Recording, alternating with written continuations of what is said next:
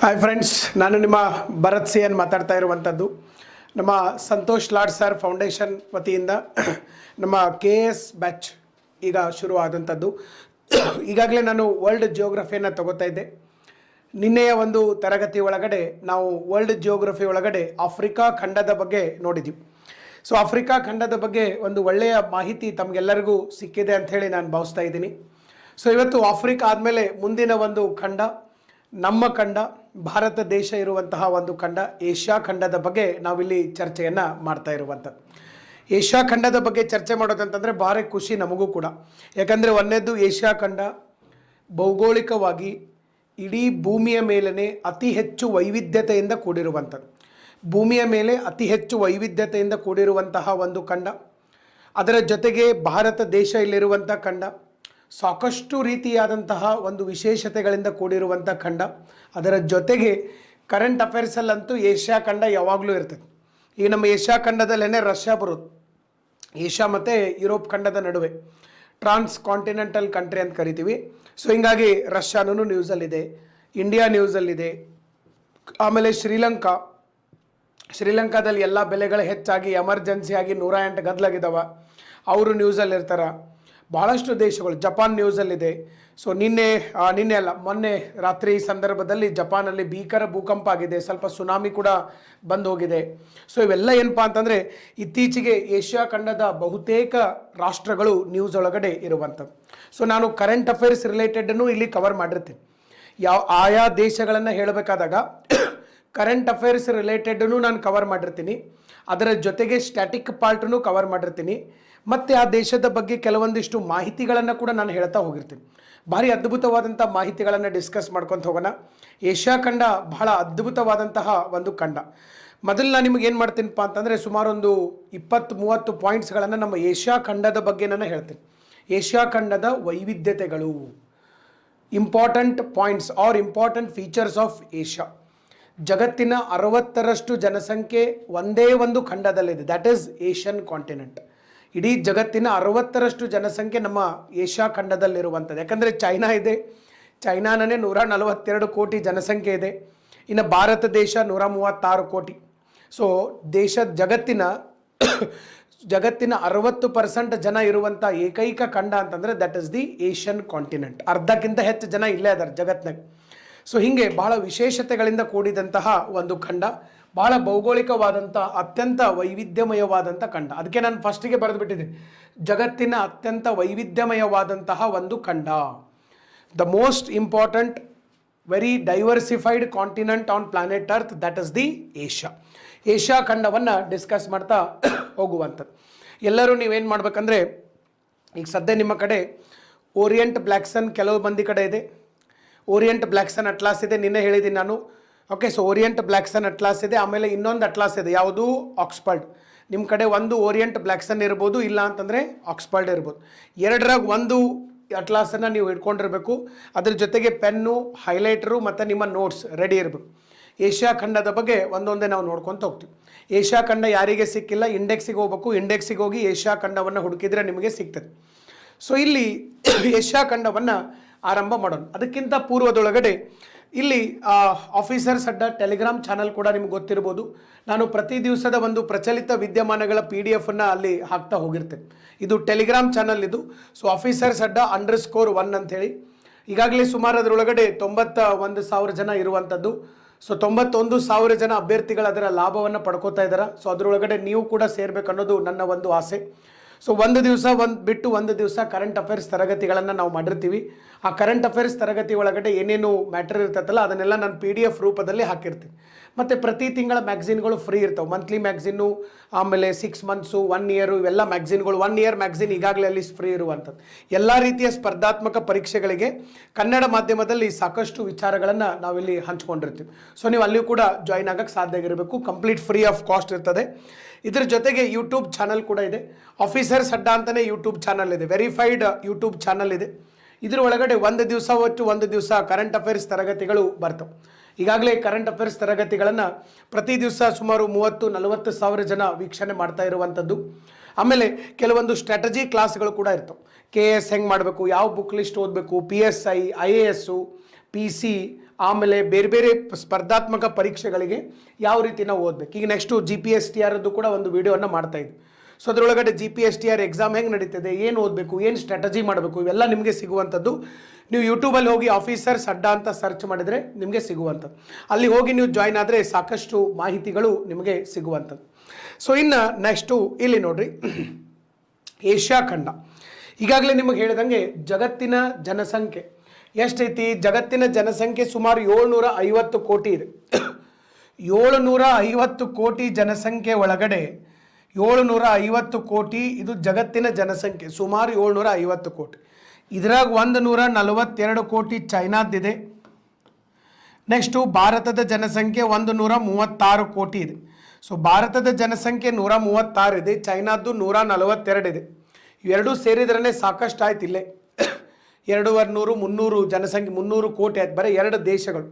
ಅಂದರೆ ಅದಕ್ಕೆ ನಿಮಗೆ ಹೇಳಿದ್ದು ನಾನು, ಇಡೀ ಜಗತ್ತಿನ 60% ಜನಸಂಖ್ಯೆ ಯಾವ ಖಂಡದಲ್ಲಿದೆ ಅಂತಂದರೆ ಏಷ್ಯಾ ಖಂಡದಲ್ಲಿ. ಜಗತ್ತಿನ 60% ಜನಸಂಖ್ಯೆ ಏಷ್ಯಾ ಖಂಡದಲ್ಲಿ ಇರುವಂಥದ್ದು. ಸೊ ಏಷ್ಯಾ ಖಂಡದಲ್ಲಿ ದೇಶಗಳು ಎಷ್ಟಿದ್ದಾವೆ, ಏಷ್ಯಾ ಖಂಡದ ದೇಶಗಳನ್ನು ನೀವು ಎಲ್ಲಿ ನೋಡ್ಬೇಕು ಅನ್ನೋದನ್ನು ನಾನು ನಿಮಗೆ ಲಾಸ್ಟ್ ಕ್ಲಾಸ್ ಒಳಗಡೆ ಹೇಳಿರುವಂಥದ್ದು. ನೀವು ಕೂಡ ಅದನ್ನು ನೋಡಿರ್ಬೋದು. ಸೊ ಲಾಸ್ಟ್ ಕ್ಲಾಸ್ ಒಳಗಡೆ ನಾನೇನು ಹೇಳಿದ್ದೆ, ನಿಮ್ಮ ಮ್ಯಾಪ್ ಇದೆ, ಓರಿಯೆಂಟ್ ಬ್ಲ್ಯಾಕ್ ಸನ್ ಇರ್ಬೋದು ಅಥವಾ ಆಕ್ಸ್ಫರ್ಡ್ ಇರ್ಬೋದು. ಈ ಓರಿಯೆಂಟ್ ಬ್ಲ್ಯಾಕ್ ಸನ್ ಅಥವಾ ಆಕ್ಸ್ಫರ್ಡ್ ಮ್ಯಾಪ್ ಒಳಗಡೆ ನೀವು ಕೊನೆಯ ಪೇಜಸ್ಗಳಿಗೆ ಹೋದರೆ ಅಲ್ಲಿ ಎಲ್ಲ ದೇಶದ ರಾಷ್ಟ್ರಧ್ವಜಗಳನ್ನು ಕೊಡ್ತಾ ಹೋಗಿರ್ತಾರೆ. ಎಲ್ಲ ದೇಶದ ರಾಷ್ಟ್ರಧ್ವಜಗಳನ್ನು ಕೊಡ್ತಾ ಹೋಗಿರ್ತಾರೆ. ಅಲ್ಲಿ ನಾವು ಏಷ್ಯಾ ಖಂಡವನ್ನು ಗುರುತು ಮಾಡಿದ್ರೆ ಅಲ್ಲಿ ಎಲ್ಲ ದೇಶದ ರಾಷ್ಟ್ರಧ್ವಜವನ್ನು ಕೊಟ್ಟಿರ್ತಾರೆ. ಟೋಟಲಿ 48 ದೇಶಗಳು ಇರುವಂಥದ್ದು. ಇನ್ನೂ ಕೆಲವೊಂದು ದೇಶಗಳು ನಾವು ದೇಶಗಳಾಗ್ತೀವಿ ಅಂತ ಹೇಳ್ತಾ ಇದ್ದಾರೆ, ಬಟ್ ಅವರನ್ನು ವಿಶ್ವಸಂಸ್ಥೆ ರಿಕಗ್ನೈಸ್ ಮಾಡಿಲ್ಲ. ಸೊ ಇಂಡಿಪೆಂಡೆಂಟಾಗಿ ಹಾಗೆ ಅದು. ಸೊ ವಿಶ್ವಸಂಸ್ಥೆ ಗುರುತು ಮಾಡಿರುವಂಥ ದೇಶಗಳು ನಮ್ಮ ಏಷ್ಯಾ ಖಂಡದಲ್ಲಿ ಎಷ್ಟಿದಾವೆ? ಟೋಟಲಿ 48 ದೇಶಗಳು ಇರುವಂಥದ್ದು.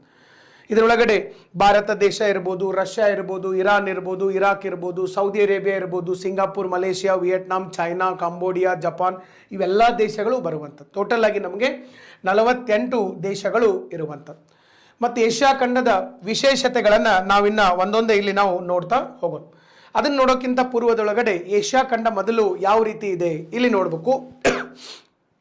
ನೋಡ್ರಿ, ಏಷ್ಯಾ ಖಂಡ ಇದು ಟೋಟಲ್ ನಿಮಗೆ ಏನು ಮ್ಯಾಪ್ ಒಳಗಡೆ ಕಾಣ್ತಾ ಇದೆಯಲ್ಲ, ಇದಿಷ್ಟು ಏನು ಕಾಣ್ತಾ ಇದೆಯಲ್ಲ ಕಲರ್ ಮ್ಯಾಪ್, ಇದನ್ನು ಬಿಟ್ಟು ಇದು ವೈಟ್ ಕಲರ್ ಇದೆ, ಇದನ್ನು ಬಿಟ್ಟು ಇದೇನು ಕಲರ್ ಕೊಟ್ಟಿದ್ದಾರಲ್ಲ ಇದೆಲ್ಲ ನಮಗೆ ಏಷ್ಯಾ ಖಂಡ.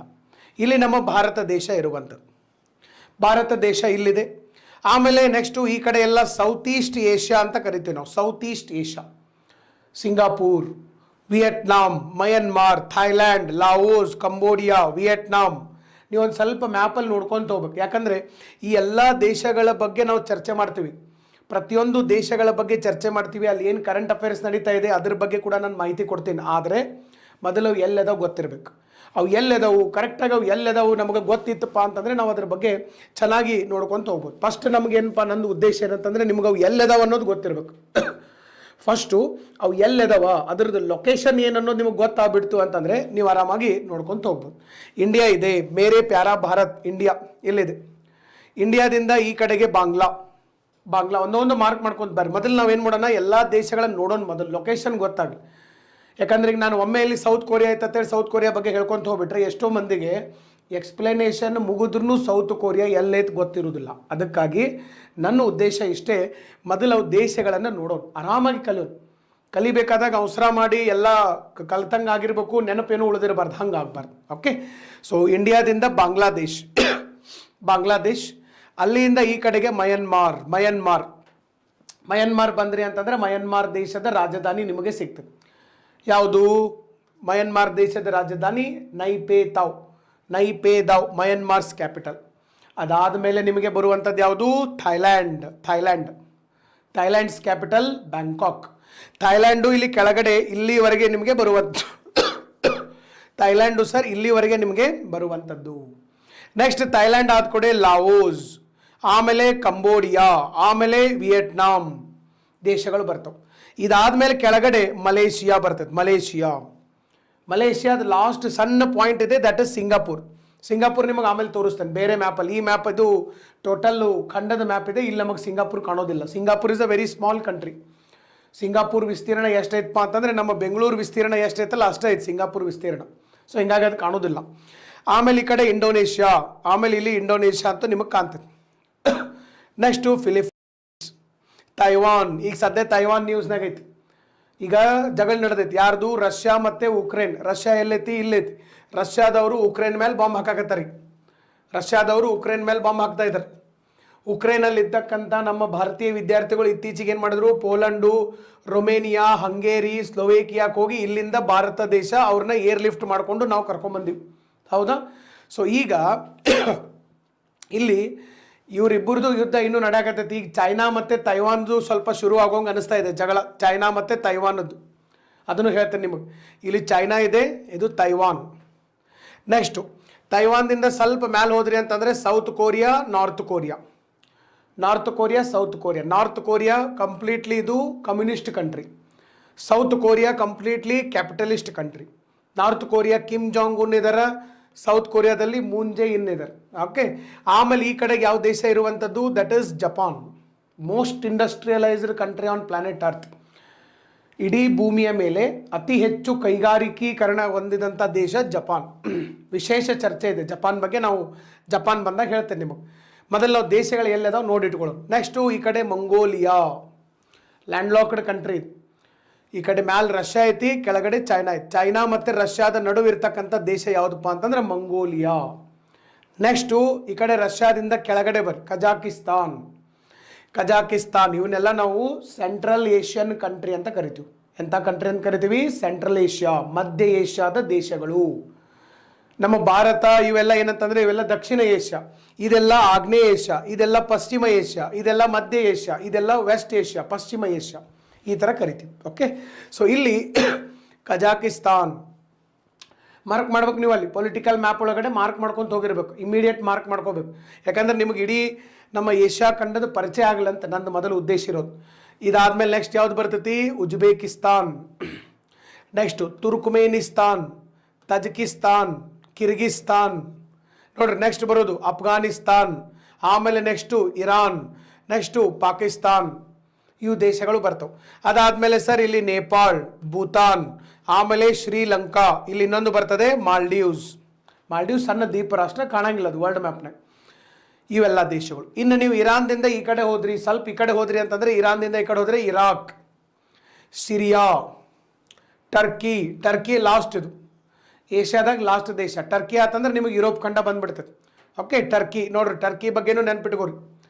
ಟರ್ಕಿ ಭಾಳ ಸಮೀಪ ಐತಿ. ಉಕ್ರೇನ್ ನಾಳೆ ನಿಮಗೆ ಕೇಳ್ಬೋದು, ಯಾಕಂದ್ರೆ ಉಕ್ರೇನ್ ನ್ಯೂಸ್ನಾಗ ಐತಿ. ಉಕ್ರೇನ್ ಮೇಲೆ ಗಲಾಟೆ ಶುರುವಾಗಿ ಭಾಳ ದಿವಸ ಆಯ್ತು, ಹಂಗೆ ಯುದ್ಧಗಳು ನಡೆಯತ್ತವೆ. ಉಕ್ರೇನ್ ಬಗ್ಗೆ ಡೈರೆಕ್ಟ್ ಕೇಳಂಗಿಲ್ಲ ಕ್ವಶನ್ನು. ಏನು ಕೇಳ್ತಾರೆ? ಉಕ್ರೇನ್ ಮತ್ತು ಟರ್ಕಿ ನಡುವೆ ಇರುವಂಥ ಸಮುದ್ರ ಯಾವುದಂತ ಕೇಳ್ಬಿಡ್ತಾರೆ.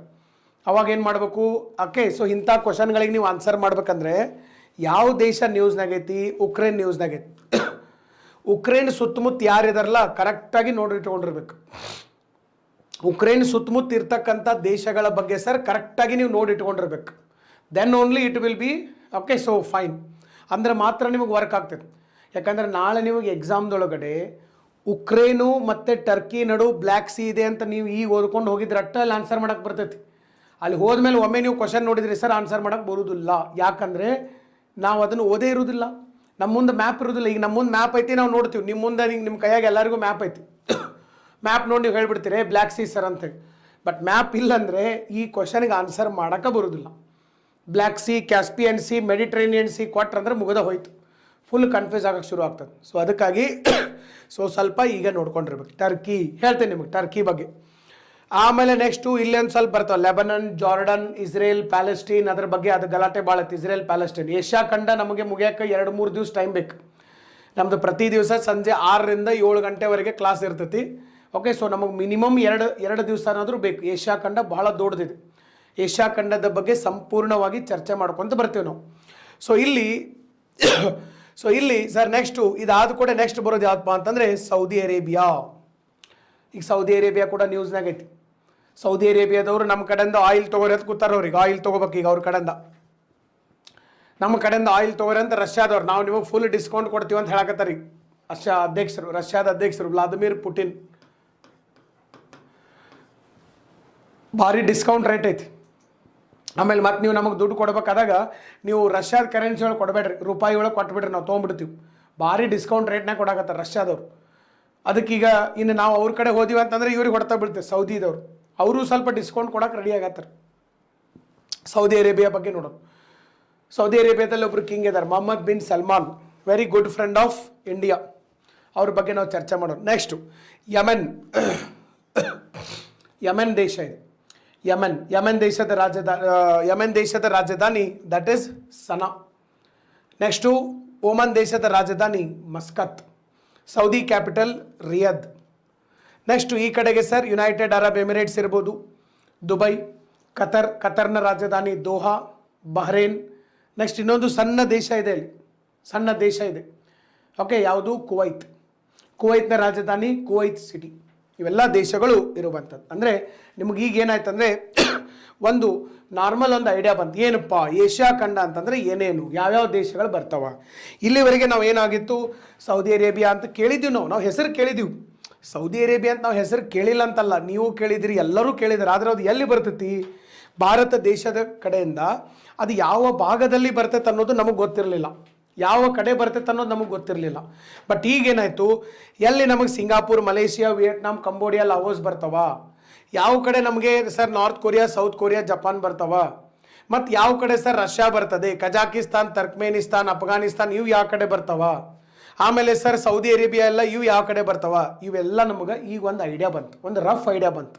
ಯಾಕಂದರೆ ಏಷ್ಯಾ ಖಂಡ ಬಹಳ ದೊಡ್ಡದಿದೆ, ಸಿಕ್ಕಾಪಟ್ಟೆ ದೊಡ್ಡ ಖಂಡ ಇದೆ. ಇದ್ರ ಬಗ್ಗೆ ಸರ್ ಒಮ್ಮೊಮ್ಗಿಲೇನೆ ನಾವು ಎಲ್ಲ ಹೇಳ್ಕೊಂತ ಹೋಗ್ಬಿಟ್ರೆ ಗೊತ್ತಾಗೋದಿಲ್ಲ. ಅದಕ್ಕೆ ನಾ ಏನು ಮಾಡ್ತಾ ಇದ್ದೀನಿ, ಮೊದಲು ಅವು ಎಲ್ಲಿದಾವ ಅನ್ನೋದನ್ನು ಗುರುತು ಮಾಡಿಕೊಂಡು ಆಮೇಲೆ ನಾವು ನೋಡ್ತಾ ಹೋಗುವಂಥದ್ದು. ಓಕೆ, ಸೊ ಈಗ ನಿಮಗೆ ಒಂದು ಐಡಿಯಾ ಬಂದಿದೆ ಅಂತೇಳಿ ನಾನು ಭಾವಿಸ್ತೀನಿ. ಇನ್ನು ನೆಕ್ಸ್ಟು ಏಷ್ಯಾ ಖಂಡದಲ್ಲಿ.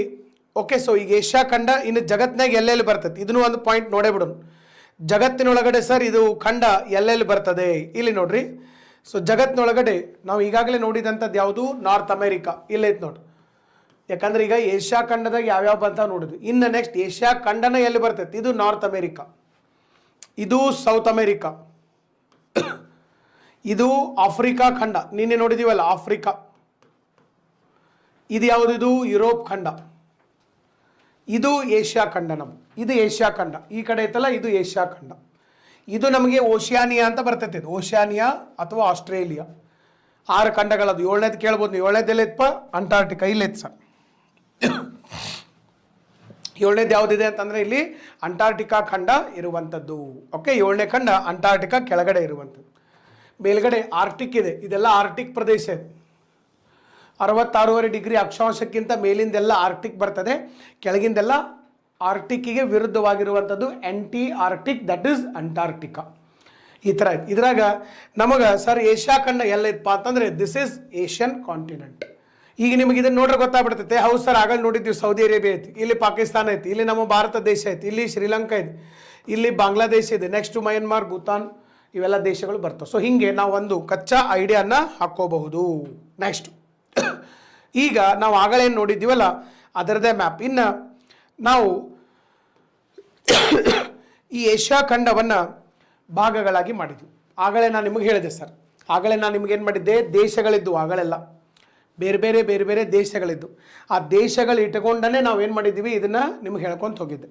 ಈಗ ಪರ್ಫೆಕ್ಟಾಗಿ ಏಷ್ಯಾದ ಒಂದೊಂದು ಭಾಗಗಳಿಗೆ ಒಂದೊಂದು ರೀತಿಯಾದಂಥ ಹೆಸರುಗಳನ್ನು ನಾವಿಲ್ಲಿ ಕೊಟ್ಟಿರುವಂಥದ್ದು. ಒಂದೊಂದು ಭಾಗಗಳಿಗೆ ಒಂದೊಂದು ರೀತಿಯಾದಂತಹ ಹೆಸರುಗಳನ್ನು ಕೊಟ್ಟಿದ್ದೀವಿ. ಯಾವುದು? ಇಲ್ಲಿ ನೋಡ್ರಿ, ಇದನ್ನು ಸೌತ್ ಈಸ್ಟ್ ಏಷ್ಯಾ ಅಂತ ಕರಿತೀವಿ. ಸೌತ್ ಈಸ್ಟ್ ಏಷ್ಯಾ ಅಂತಂದ್ರೇನು? ಆಗ್ನೇಯ ಏಷ್ಯಾ. ಬರ್ಕೊಡ್ರಿ, ಆಗ್ನೇಯ ಏಷ್ಯಾ. ಸೌತ್ ಈಸ್ಟ್ ಏಷ್ಯಾ ಅಂತಂದರೆ ಆಗ್ನೇಯ ಏಷ್ಯಾ. ನೆಕ್ಸ್ಟ್ ಇದನ್ನು ಪೂರ್ವ ಏಷ್ಯಾ.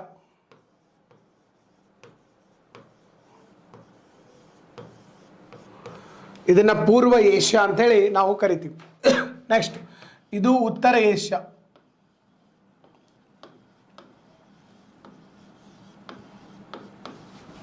ಉತ್ತರ ಏಷ್ಯಾ ನೋಡ್ರಿ, ನಮ್ಮ ಪಾರ್ಟ್ ಇದು ಇಂಡಿಯಾ ಐತಿ. ದಕ್ಷಿಣ ಏಷ್ಯಾ.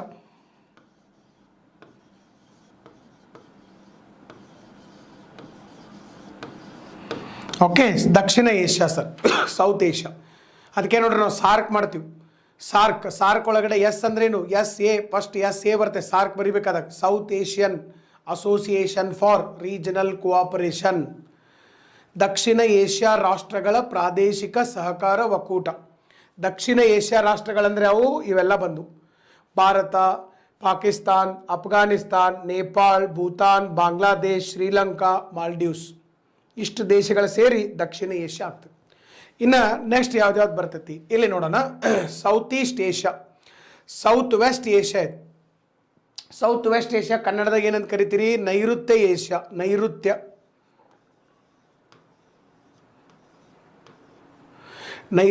ಏಷ್ಯಾ, ನೈಋತ್ಯ ಏಷ್ಯಾ ಅಂತ ಕರಿತೀವಿ. Next central Asia, very important. ಮಧ್ಯ ಏಷ್ಯಾ,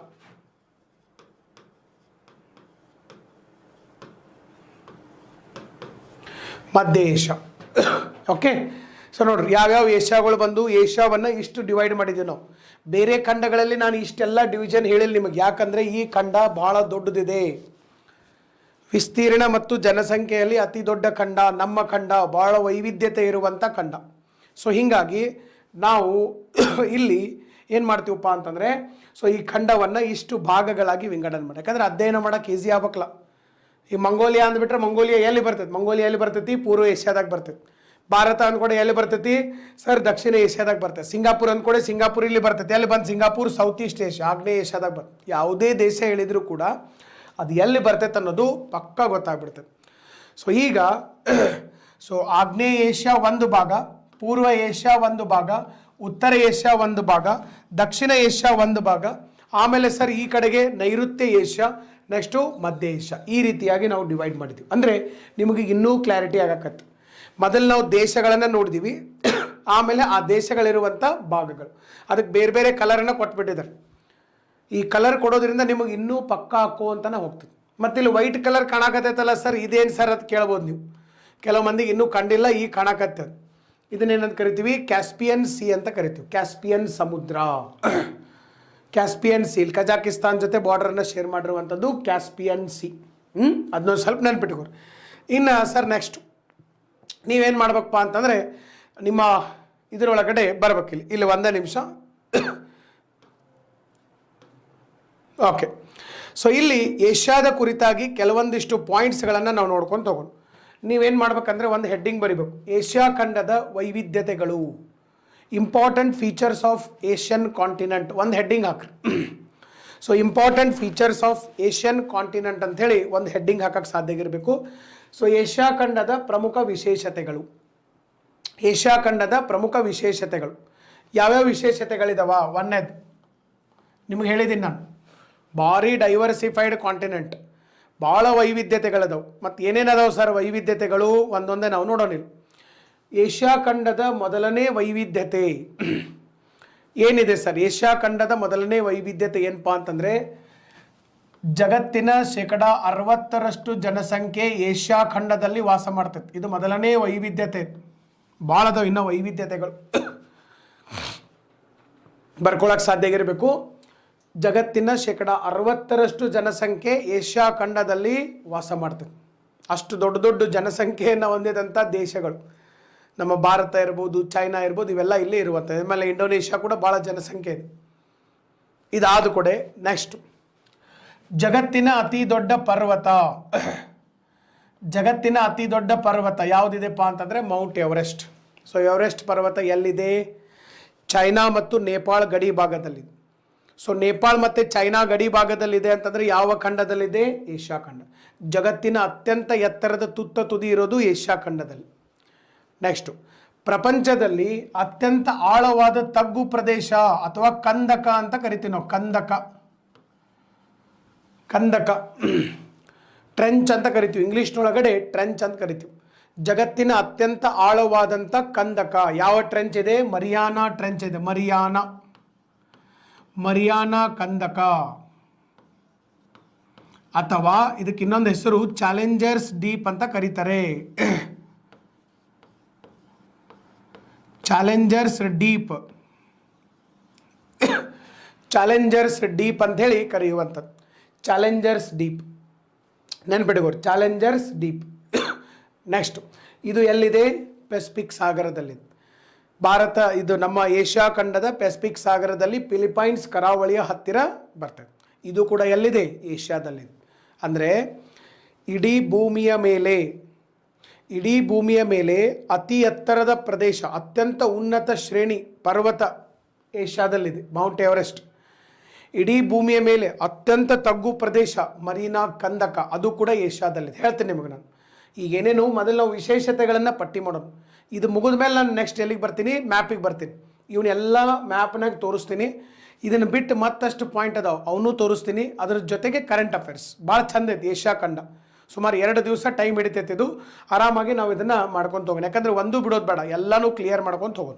ನೆಕ್ಸ್ಟ್ ಕಂದಕ ಏಷ್ಯಾದಲ್ಲಿದೆ. ನಾಲ್ಕನೇ ವಿಶೇಷತೆ ಸರ್, ಜನಸಂಖ್ಯೆ ಮಾತಾಡಂಗೇನೇ ಇಲ್ಲ. ಜನಸಂಖ್ಯೆ ಬಗ್ಗೆ, ಜನಸಂಖ್ಯೆ ಒಳಗಡೆ ಜಗತ್ತಿನ ಅತಿ ದೊಡ್ಡ ದೇಶ ಅಂತಂದರೆ ಚೈನಾ, ಭಾರತ ಎರಡೂ ಕೂಡ ಏಷ್ಯಾದಲ್ಲಿದ್ದಾವೆ. ಇದು ಕೂಡ ನಮ್ಮದೊಂದು ವಿಶೇಷತೆ ಸರ್. ಇದು ಕೂಡ ನಮ್ಮದೊಂದು ಏನಪ್ಪ ಅಂತಂದರೆ ವಿಶೇಷತೆಗಳು. ಜನಸಂಖ್ಯೆ ಒಳಗಡೆ ಅತಿ ದೊಡ್ಡ ದೇಶಗಳು, highest populated countries on planet earth, China as well as the so India, ಎರಡೂ ಕೂಡ ಏಷ್ಯಾದಲ್ಲಿದ್ದವು. ನೆಕ್ಸ್ಟು 5ನೇದು ಸರ್, ವಿಸ್ತೀರ್ಣದಲ್ಲಿ ಅತಿ ದೊಡ್ಡ ದೇಶ. ವಿಸ್ತೀರ್ಣದಲ್ಲಿ ಅತಿ ದೊಡ್ಡ ದೇಶ ಯಾವುದಿದೆ ಸರ್? ರಷ್ಯಾ ಇದೆ. ವಿಸ್ತೀರ್ಣದಲ್ಲಿ ಅತಿ ದೊಡ್ಡ ದೇಶ ಯಾವುದಿದೆ? ರಷ್ಯಾ.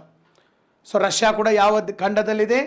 ಏಷ್ಯಾ ಖಂಡದಲ್ಲಿ. ರಷ್ಯಾದಷ್ಟು ದೊಡ್ಡ ದೇಶನ ಯಾವುದಿಲ್ಲ. ನೀವು ನೋಡಿಬಿಟ್ರೆ ಮುಗಿದ ಹೋಗ್ತಿಲ್ಲ. ರಷ್ಯಾ ಸರ್ ಆಲ್ಮೋಸ್ಟ್ ಈ ನಮೂನಿ ಐತೆ ರಷ್ಯಾ. ಇಲ್ಲಿ ನೋಡ್ರಿ, ಈ ನಮೂನಿ ಐತೆ ರಷ್ಯಾ.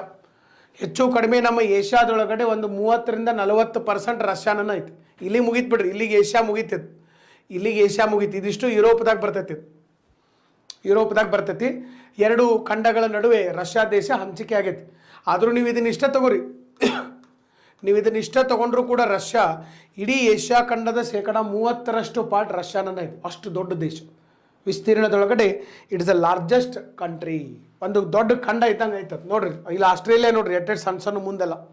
ಸೊ ನೆಕ್ಸ್ಟು ವಿಸ್ತೀರ್ಣದಲ್ಲಿ 6ನೇದು ಸರ್, ಭೂಕಂಪಗಳ ನಾಡು ಅಂತ ಕರೀತಾರೆ. Land of earth quake. ಈ 2 ದಿವಸದಿಂದನೇ ಭೂಕಂಪ ಆಗಿಬಿಟ್ಟೈತಲ್ಲ. ಸುನಾಮಿ ಭೂಕಂಪ ಅಂತೂ ದಿನ ಆಗ್ತಾವೆ ಸರ್. ಜಪಾನ್ದೊಳಗಡೆ ಭೂಕಂಪಗಳು ಆಲ್ಮೋಸ್ಟ್ ದಿನ ಆಗ್ತಾವೆ. ಓಕೆ, ನಮ್ಮಲ್ಲಿ ಹೆಂಗೆ ದಿನ ಗಾಳಿ ಬೀಸ್ತೈತಿ, ಮಳೆ ಬರ್ತೈತಿ, ಚಳಿ ಬರ್ತೈತಿ, ಬಿಸಿಲು ಬರ್ತೈತಿ, ಹಂಗಲ್ಲಿ ದಿನ ಭೂಕಂಪ ಆಗ್ತಾವೆ. ರೂಢಿ ಆಗಿಬಿಟ್ಟೈತೆ. ಓಕೆ, ಸೊ ಭೂಕಂಪಗಳು ಜಗತ್ತಿನೊಳಗಡೆ ಅತಿ ಹೆಚ್ಚು ಭೂಕಂಪಗಳು ಸಂಭವಿಸುವಂತಹ ನಾಡು ಯಾವುದಂತಂದರೆ ದಟ್ ಇಸ್ ದಿ ಯಾವುದು? Japan. Land of earthquake ಅಂತ ಕರಿತೀವಿ. Land of earthquake. Next 7th one, volcano ಅಂತಂದರೆ ಜ್ವಾಲಾಮುಖಿ. ವೋಲ್ಕ್ಯಾನೋ ಅಂತಂದರೆ ಯಾವುದು ಸರ್? ಜ್ವಾಲಾಮುಖಿ. ವೋಲ್ಕ್ಯಾನೋ ಜಗತ್ತಿನೊಳಗಡೆ ಅತಿ ಹೆಚ್ಚು ಜ್ವಾಲಾಮುಖಿಗಳು, ಅದು ಜಾಗೃತ ಜ್ವಾಲಾಮುಖಿಗಳು. ಜ್ವಾಲಾಮುಖಿಗಳಲ್ಲಿ 3 ಟೈಪ್ ಬರ್ತಾವೆ. ಅದರಾಗ 1ನೇದ್ದು ಜಾಗೃತ ಜ್ವಾಲಾಮುಖಿ, ಸುಪ್ತ ಜ್ವಾಲಾಮುಖಿ, ಇನ್ನೊಂದು ಲುಪ್ತ ಜ್ವಾಲಾಮುಖಿ. ಜಗತ್ತಿನೊಳಗಡೆ ಅತಿ ಹೆಚ್ಚು ಆಕ್ಟಿವ್ ವೋಲ್ಕ್ಯಾನೋ ಅಂತಂದರೆ ಜಾಗೃತ ಜ್ವಾಲಾಮುಖಿಗಳು. ಅತಿ ಹೆಚ್ಚು ಜಾಗೃತ ಜ್ವಾಲಾಮುಖಿಗಳು ಇರುವಂಥ ದೇಶ ಯಾವುದಪ್ಪ ಅಂತಂದರೆ ದಟ್ ಈಸ್ ಇಂಡೋನೇಷ್ಯಾ. ಅತಿ ಹೆಚ್ಚು ಜಾಗೃತ ಜ್ವಾಲಾಮುಖಿಗಳು ಇರುವಂಥ ದೇಶ ಯಾವುದು? ಇಂಡೋನೇಷ್ಯಾ. ಬರ್ಕೊಡ್ರಿ. Land of active volcano, highest number of active volcano. Next 8ನೇದು ದ್ವೀಪ ಸಮೂಹ.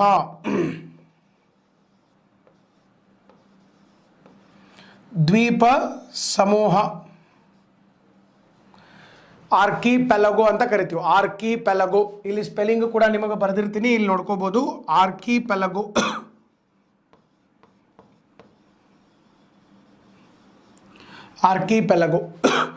ಅತಿ ಹೆಚ್ಚು ದ್ವೀಪಗಳಿಂದ ಕೂಡಿದಂತಹ ಒಂದು ದೇಶ. ದ್ವೀಪಗಳ ಸಮೂಹ 17,000 ದ್ವೀಪಗಳಿಂದ ಒಂದು ದೇಶ ಆಗಿದೆ. ಅತಿ ಹೆಚ್ಚು ದ್ವೀಪಗಳಿಂದ ಕೂಡಿದಂತಹ ಒಂದು ದೇಶ ಯಾವುದಪ್ಪ ಅಂತಂದರೆ ದಟ್ ಇಸ್ ದಿ ಇಂಡೋನೇಷ್ಯಾ. ಭಾಳ ದ್ವೀಪಗಳಿದ್ದಾವೆ ಇಂಡೋನೇಷ್ಯಾದಲ್ಲಿ. 17,000 ದ್ವೀಪಗಳು ಇರುವಂತಹ ಒಂದು ದ್ವೀಪ ಸಮೂಹ. ಅದು ಕೂಡ ಏಷ್ಯಾ ಖಂಡದಲ್ಲಿದೆ. ಇವೆಲ್ಲ ಏಷ್ಯಾ ಖಂಡದ ಒಂದೊಂದೇ ಏನಪ್ಪ ಅಂತಂದರೆ ಅದರದ್ದು ವಿಶೇಷತೆಗಳು. 9 ಜಗತ್ತಿನ ಅತಿ ಎತ್ತರದ ಪ್ರಸ್ಥಭೂಮಿ ಅಂತಂದ್ರೇನು? ಪ್ಲಾಟು. ಸಮುದ್ರ ಮಟ್ಟದಿಂದ ಎತ್ತರದಲ್ಲಿರುವಂಥ ಭೂಮಿ.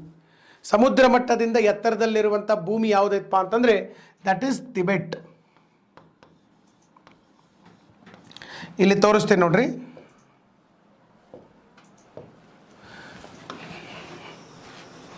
ಇದನ್ನೆಲ್ಲ ಬರ್ಕೊಂಡಿದ್ದೀರಿ ಅಂತ ನಾನು ಅಂದ್ಕೊಂಡಿದ್ದೀನಿ. ಎಲ್ಲ ಬರ್ಕೋತಾ ಇದ್ದೀರಿ? ಓಕೆ, ಬರ್ಕೋತಾ ಇದ್ದೀರಿ ಎಲ್ಲರೂ? ಓಕೆ. ಟಿಬೆಟ್ ಎಲ್ಲಿ ಬರ್ತದೆ? ಎಲ್ಲಿ ಬರ್ತದೆ? ಭಾರತ ದೇಶ ಇದೆ, ನೇಪಾಳ ಇದೆ, ನೇಪಾಳ ಹಿಂದ್ಗಡೆ ಸರ್ ಇಲ್ಲಿ ನಮಗೆ ಟಿಬೆಟ್ ಬರ್ತದೆ. ಟಿಬೆಟ್ ಜಗತ್ತಿನ ಅತಿ ಎತ್ತರದ ಪ್ರಸ್ಥಭೂಮಿ. ಪ್ರಸ್ಥಭೂಮಿ ಅಂತಂದ್ರೇನು? ಸುತ್ತಮುತ್ತಲಿನ ಏರಿಯಾ ಕಂಪೇರ್ ಮಾಡಿದರೆ ಹೈಟಲ್ಲಿರುವಂತಹ ಒಂದು ಭೂಮಿ. ಸುತ್ತಮುತ್ತ ಏರಿಯಾ ಕಂಪೇರ್ ಮಾಡಿದರೆ ಹೈಟಲ್ಲಿರುವಂತಹ ಒಂದು ಭೂಮಿ. ಅದನ್ನು ನಾವು ಏನಂತ ಕರಿತೀವಿ? ಪ್ರಸ್ಥಭೂಮಿ. ಟಿಬೆಟನ್ ಪ್ಲಾಟೂ ಎಷ್ಟು ಎತ್ತರ ಐತಿ ಸರ್? ನೆನ್ಪಿಟ್ಕೊಡ್ರಿ, ಸಮುದ್ರ ಮಟ್ಟದಿಂದ 5 ಕಿಲೋಮೀಟರ್ ಎತ್ತರದಲ್ಲಿರ್ತಕ್ಕಂತಹ ಒಂದು ಭೂಮಿ ಸರ್ ಪ್ರಸ್ಥಭೂಮಿ. ಪ್ರಸ್ಥಭೂಮಿ ಅಂತಂದರೆ elevation, average elevation will be around 500 meter compare to the surrounding area. ಸುತ್ತಮುತ್ತಲಿನ ಪ್ರದೇಶಕ್ಕೆ ಕಂಪೇರ್ ಮಾಡಿದ್ರೆ ಒಂದು 500 ಮೀಟರ್ ಎತ್ತರದಲ್ಲಿರ್ಬೇಕು. ಎತ್ತರದಲ್ಲಿ ಅಂತಂದರೆ ಹಿಂಗಿರಬಾರ್ದು. ಮತ್ತೆ ಇಲ್ಲಿ ನೋಡ್ರಿ, ಹಿಂಗೆ ಬಂದು ಓಕೆ, ಸೊ ಹಿಂಗೆ ಬಂದಿರ್ಬೇಕು, ಇದು ಎತ್ತರ. ಇಲ್ಲಿ ನೋಡ್ರಿ, ಸುತ್ತಮುತ್ತಲಿನ ಪ್ರದೇಶಕ್ಕೆ ಕಂಪೇರ್ ಮಾಡಿದ್ರೆ ಏನೈತಿ? ಇದು ಎತ್ತರದಲ್ಲೈತಿ. ಇದನ್ನು ಪ್ರಸ್ಥಭೂಮಿ ಅಂತ ಕರಿಬೋದು ನಾವು. ಮತ್ತು ಇದು ಹಿಂಗಿರಂಗಿಲ್ಲ, ಮತ್ತು ಹಿಂಗಿದ್ರೆ ಪ್ರಸ್ಥಭೂಮಿ ಆಗಂಗಿಲ್ಲ, ಇದು ಪರ್ವತ ಆಗ್ತದೆ. ಪರ್ವತ ಬೇರೆ, ಪ್ರಸ್ಥಭೂಮಿ ಬೇರೆ. ಸಮುದ್ರ ಮಟ್ಟದಿಂದ 5 ಕಿಲೋಮೀಟರ್ ಹೈಟ್ ಇದೆ ಆವ್ರೇಜ್. ಸರಾಸರಿ ಎತ್ತರ 5 ಕಿಲೋಮೀಟರ್. ಎತ್ತರನೂ ಇರಬೇಕು, ಸಮತಟ್ಟಾಗಿರ್ಬೇಕು. ಇಡೀ ಭೂಮಿಯ ಮೇಲೆ, ಇಡೀ ಪ್ಲಾನೆಟ್ ಮೇಲೆ ಅತಿ ಎತ್ತರದ ಪ್ರಸ್ಥಭೂಮಿ ಯಾವುದಪ್ಪ ಅಂತಂದರೆ ದಟ್ ಇಸ್ ದಿ ಟಿಬೆಟನ್ ಪ್ಲಾಟೂ ಅಂಥೇಳಿ ನಾವು ಕರೆಯುವಂಥ ಟಿಬೆಟ್ ಪ್ರಸ್ಥಭೂಮಿ. ಟಿಬೆಟ್ ಪ್ರಸ್ಥಭೂಮಿ ಅಂಥೇಳಿ ಕರಿತೀವಿ. ಅದು ಕೂಡ ಏಷ್ಯಾ ಖಂಡದಲ್ಲಿ. ಅದು ಒಂದು ನಮ್ಮದು ವಿಶೇಷತೆ. ನೆಕ್ಸ್ಟ್ 10 ಜಗತ್ತಿನ ಅತಿ ಎತ್ತರದ ಪರ್ವತ ಶ್ರೇಣಿಗಳು ದಟ್ ಇಸ್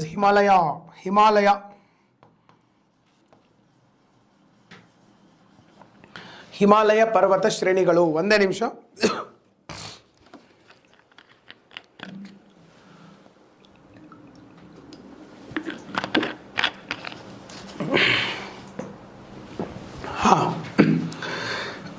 ಜಗತ್ತಿನೊಳಗಡೆ ಅತಿ ಎತ್ತರದ ಪರ್ವತ ಶ್ರೇಣಿಗಳು,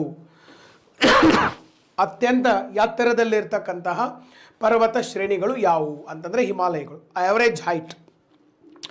ಈ ಹಿಮಾಲಯ ಪರ್ವತಗಳೇನಿದಾವಲ್ಲ, ನಮ್ಮ ನಾಮ್ಚಾ ಬರ್ವಾ ಟು ನಂಗಾ ಪರ್ವತದಿಂದ ನಾಮ್ಚಾ ಬರ್ವಾ, ಜಮ್ಮು ಕಾಶ್ಮೀರ ಟು ಅರುಣಾಚಲ ಪ್ರದೇಶದವರೆಗೆ ಹಬ್ಕೊಂಡಿದ್ದಾವೆ.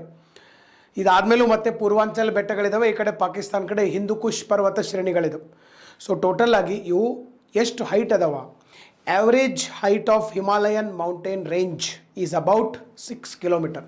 ನೋಡ್ರಿ, ಸಮುದ್ರ ಮಟ್ಟದಿಂದ 6 ಕಿಲೋಮೀಟರ್ ಎತ್ತರದಲ್ಲಿರ್ತಕ್ಕಂಥ ಪರ್ವತ ಶ್ರೇಣಿಗಳಿವು. ಸಮುದ್ರ ಮಟ್ಟದಿಂದ ಎಷ್ಟು ಎತ್ತರದಲ್ಲಿದ್ದಾವೆ ಸರ್ ಇವು? 6 ಕಿಲೋಮೀಟರ್ ಎತ್ತರದಲ್ಲಿರ್ತಕ್ಕಂತಹ ಪರ್ವತ ಶ್ರೇಣಿಗಳು. 6 ಕಿಲೋಮೀಟರ್ ಎತ್ತರದಾಗದವು ಸರ್ ಇವು. ಸಮುದ್ರ ಮಟ್ಟದಿಂದ 6 ಕಿಲೋಮೀಟರ್ ಎತ್ತರದಲ್ಲಿದ್ದವು. ಅಷ್ಟು ಹೈಟ್ನಾಗೆ ಇರುವಂತಹ ಪರ್ವತ ಶ್ರೇಣಿಗಳು. ಇದು ಒಂದು ಪಾಯಿಂಟನ್ನು ನೀವು ನೆನ್ಪಿಟ್ಕೋಬೇಕು. ಇವು ಎಲ್ಲಿದ್ದಾವ? ನಮ್ಮ ಏಷ್ಯಾ ಖಂಡದಲ್ಲಿ ಇರುವಂಥದ್ದು. ನೆಕ್ಸ್ಟ್ 11ನೇ ವಿಶೇಷತೆ. ಇನ್ನು 11ನೇ ವಿಶೇಷತೆ ಏನಪ್ಪ? ನಮ್ಮ ಏಷ್ಯಾ ಖಂಡದ್ದು ಜಗತ್ತಿನೊಳಗಡೆ ಅತ್ಯಂತ ದೊಡ್ಡ ನದಿಗಳು. ಈಗ ನಾವು ಈಗಾಗಲೇ 2 ನದಿ ನೋಡಿದ್ವಿ. ಒಂದು ಅಮೆಜಾನ್ ನದಿ ನೋಡಿದ್ದೀವಿ, ಎಲ್ಲಿ ನಮ್ಮ ದಕ್ಷಿಣ ಅಮೆರಿಕಾದಲ್ಲಿ. ಇನ್ನೊಂದು ನಾವು ನಿನ್ನೆ ಆಫ್ರಿಕಾ ಖಂಡದಲ್ಲಿ ನೈಲ್ ನದಿ ನೋಡಿದ್ದೀವಿ.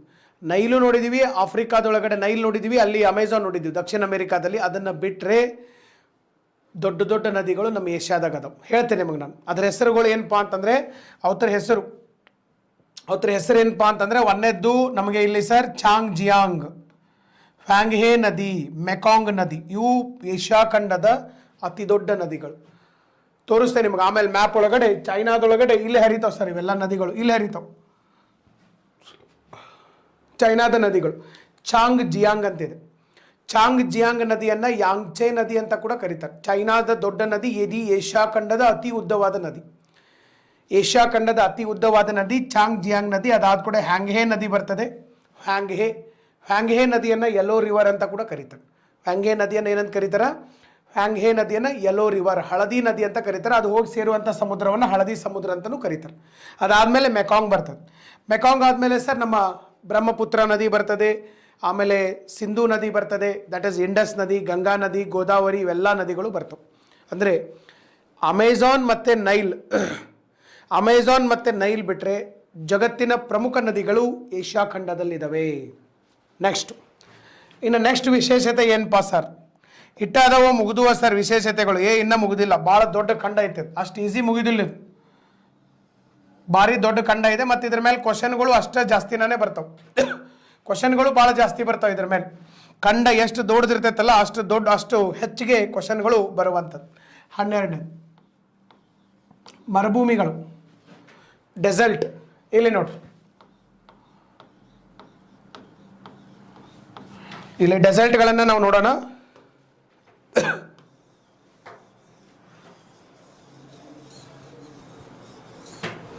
ಓಕೆ, ಮರುಭೂಮಿಗಳು ಭಾಳ ಫೇಮಸ್ ಅದು ಏಷ್ಯಾದಲ್ಲಿ. ಈಗಾಗಲೇ ನಾವು ಒಂದಿಷ್ಟು ಮರುಭೂಮಿ ನೋಡಿದ್ದೀವಿ. ಜಗತ್ತಿನ ಅತಿ ದೊಡ್ಡ ಉಷ್ಣ ಮರುಭೂಮಿ ನೋಡಿದ್ದೀವಿ ನಾವು. ಯಾವುದು?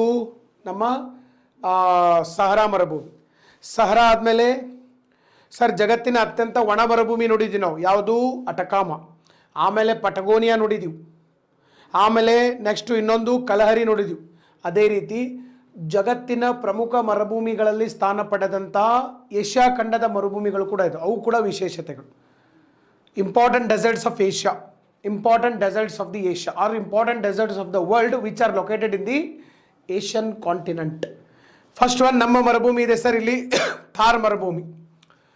ಇಂಡಿಯಾ ಪಾಕಿಸ್ತಾನ್ ಎರಡು ರಾಷ್ಟ್ರಗಳ ನಡುವೆ ಇದೆ. ಭಾರತ ದೇಶದೊಳಗಡೆ 4 ರಾಜ್ಯಗಳ ನಡುವೆ ಇದೆ. ಪಂಜಾಬ್, ಹರಿಯಾಣ. ಪಂಜಾಬಲ್ಲಿದೆ, ಹರಿಯಾಣದಲ್ಲಿದೆ, ಗುಜರಾತಲ್ಲಿದೆ, ರಾಜಸ್ಥಾನಲ್ಲಿದೆ. 4 ರಾಜ್ಯಗಳಲ್ಲಿ, ನಮ್ಮ ದೇಶದಲ್ಲಿ 4 ರಾಜ್ಯಗಳಲ್ಲಿ ಇರುವಂಥ ಒಂದು ಮರುಭೂಮಿ ಇದು. ಆಮೇಲೆ ಆ ಕಡೆ ಪಾಕಿಸ್ತಾನದೊಳಗಡೆ ಇದೆ. ಪಾಕಿಸ್ತಾನದೊಳಗಡೆ ಇದನ್ನು ಚೋಲಿಸ್ತಾನ್ ಅಂತ ಕರಿತೀವಿ.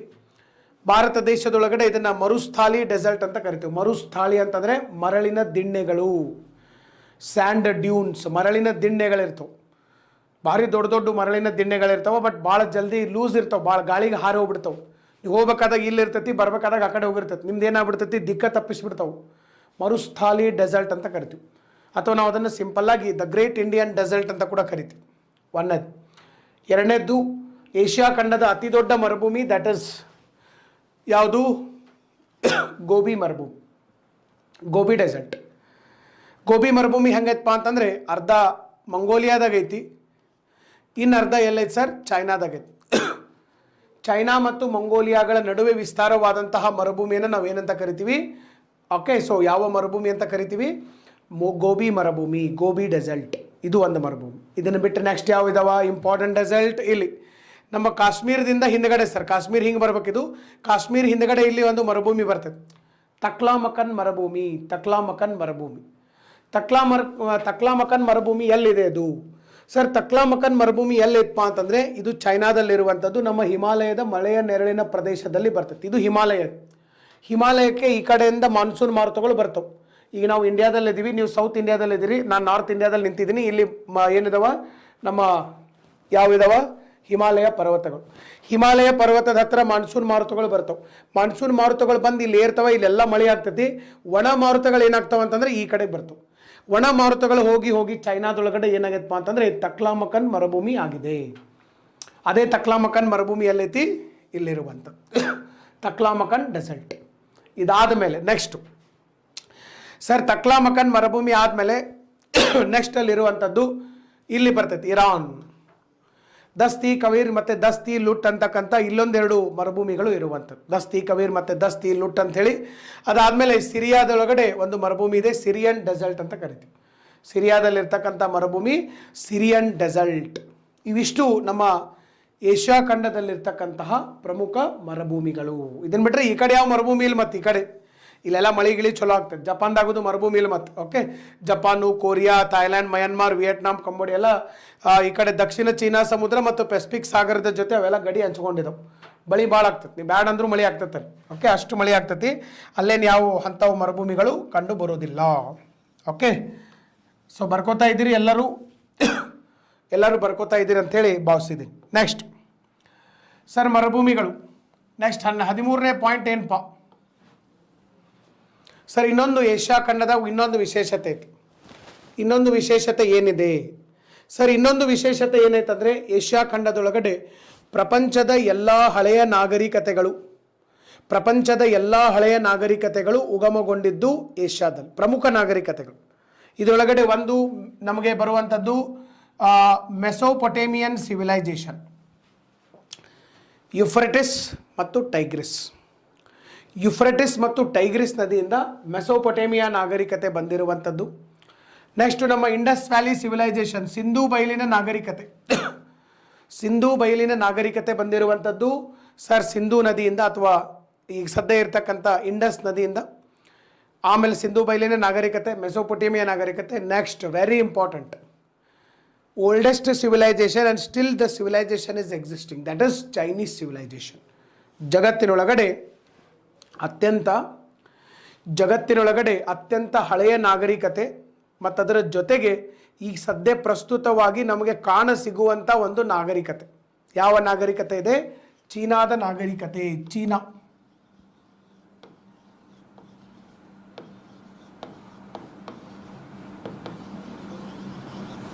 ಚೀನಾದ ನಾಗರಿಕತೆ. ನೆಕ್ಸ್ಟ್ ಸರ್ 14ನೇ ಪಾಯಿಂಟ್.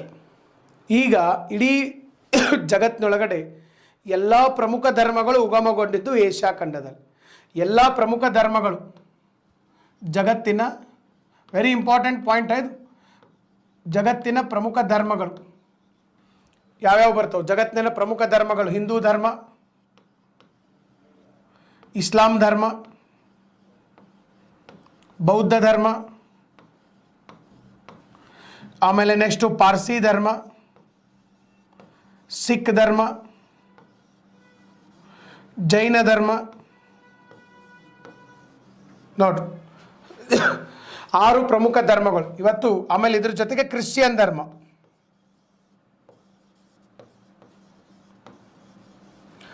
ಏಳು ಧರ್ಮಗಳದು. ಸೊ 1 2 3 4 5 6 7 7 ಧರ್ಮಗಳದು.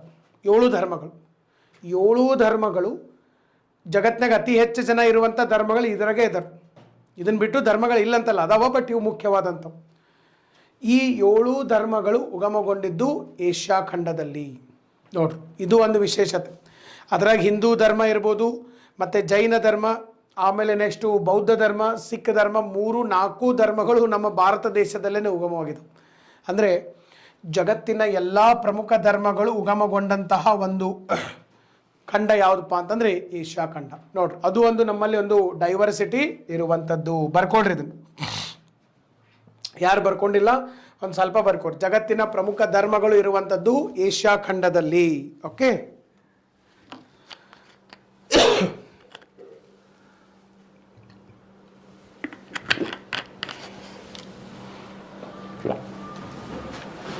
ಪ್ರಮುಖ ಧರ್ಮ ಇರುವಂಥದ್ದಲ್ಲಿ ಏಷ್ಯಾ ಖಂಡದಲ್ಲಿ. ನೆಕ್ಸ್ಟ್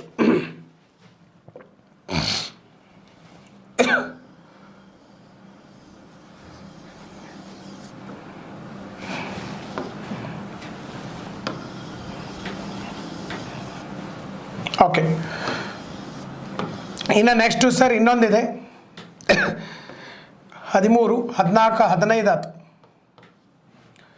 ಎಲ್ಲ ಒಂದು ಪೊಲಿಟಿಕಲ್ ಥಿಯರಿ ನಮ್ಮ ಭಾರತ ದೇಶದಲ್ಲಿ, ನಮ್ಮ ಇಡೀ ಏಷ್ಯಾ ಖಂಡದಲ್ಲಿ ಇರುವಂಥದ್ದು. All type of political theory, ಎಲ್ಲ ರೀತಿಯಾದಂಥ ಪೊಲಿಟಿಕಲ್ ಥಿಯರಿಗಳಿದಾವೆ. ಯಾವ ರೀತಿಪ್ಪ? ಭಾರತ ದೇಶ. ಈಗ ನಾವು ಭಾರತ ದೇಶ ಅಂತಂದರೆ ಏನಿದು? India, it is the world's largest continent. Okay, sorry, world's largest democracy.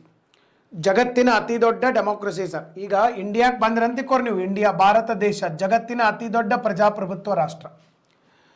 ಜಗತ್ತಿನಾಗ ಅತಿ ದೊಡ್ಡ ಪ್ರಜಾಪ್ರಭುತ್ವ ರಾಷ್ಟ್ರ ಯಾವುದು? ಭಾರತ ದೇಶ. ನೆಕ್ಸ್ಟ್ ನೀವು ಸಿಂಗಾಪುರಕ್ಕೆ ಹೋದ್ರಿ, ಪಕ್ಕಾ ಕ್ಯಾಪಿಟಲಿಸ್ಟ್ ಕಂಟ್ರಿ, ಇದು ಭಾರಿ ಕ್ಯಾಪಿಟಲ್, ಬಂಡವಾಳಶಾಹಿ ದೇಶ. ರಷ್ಯಾಕ್ಕೆ ಹೋದ್ರಿ sir, socialist country Russia. Socialist country Russia. Next sir ಚೈನಾಗೆ ಹೋದ್ರಿ, ಕಮ್ಯುನಿಸ್ಟ್ ಕಂಟ್ರಿ, ಕಮ್ಯುನಿಸ್ಟ್ ಆಡಳಿತ. ಸರ್ವಾಧಿಕಾರಿ ಇನ್ನೊಂದಿದೆ, ಯಾರು? North Korea. ಸರ್ವಾಧಿಕಾರಿಗಳು ಕಿಮ್ ಜಾಂಗ್ ಉನ್ ಸಾಹೇಬ್ರು ಏನು ಹೇಳ್ತಾರೆ ಅದ ಕರೆಯಲ್ಲಿ ಟಿ ವಿ ಅಟ್ಟ ಹಚ್ಚೋದು ನೀವು. ನಾರ್ತ್ ಕೊರಿಯಾ ಫಾರ್ ಎಕ್ಸಾಂಪಲ್, ನೀವು ನಾರ್ತ್ ಕೊರಿಯಾದಾಗ ಅದಿರಿ ಅಂತಂದರೆ ಟಿ ವಿ ಆನ್ ಅಷ್ಟ ಮಾಡೋದು ನೀವು.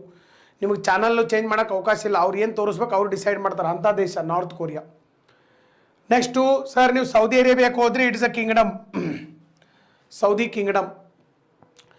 ಓಕೆ, ಸೊ ಈ ಥರ ಪೊಲಿಟಿಕಲ್ ಥಿಯರೀಸ್ ಭಾಳ ಡಿಫ್ರೆಂಟ್ ಇದಾವೆ ಏಷ್ಯಾದೊಳಗಡೆ.